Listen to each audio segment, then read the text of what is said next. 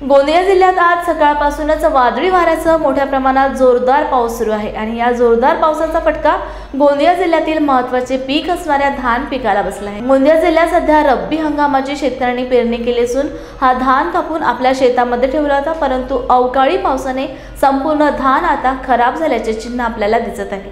हा कापून ठेवलेला धान पावसाच्या पाण्याने भिजले असल्यामुळे काळे पडणार आहे आणि त्यामुळे या शेतमालाला भाव सुद्धा कमी मिळणार आहे। त्यामुळे शासनाने आर्थिक मदत करावी अशी मागणी आता शेतकरी करत आहेत। याबाबत आता शासन कोणती भूमिका घेते हे पाहणं महत्त्वाचं ठरणार आहे।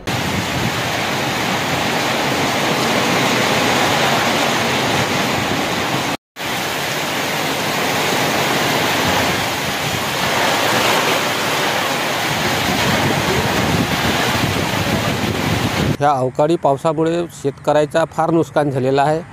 शेतामध्ये धान खूप कापून पडले आहेत आणि ह्या पावसामुळे सगळे धान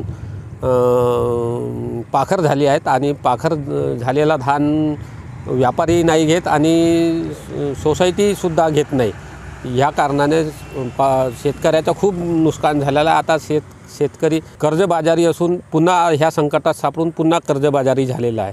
म्हणून शासनास विनंती आहे की शासनाने शेतकऱ्याला आर्थिक मदत करावी, जेणेकरून शेतकऱ्याचा काहीतरी भला होईल।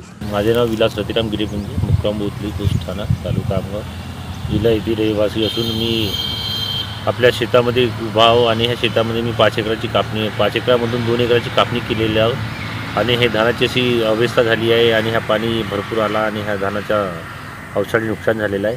ह्या नुकसानीमध्ये शासन ह्या धानाला पाखर पण झालेला आहे आणि हा शासन खरेदी करते अथवा नाही करत याची काही शाश्वती नाही, पण शासनाने हे आमची गरीब शेतकऱ्याची काळजी घेऊन जो बी मुआवजा आहे देण्याची कृपा करावी ही विनंती।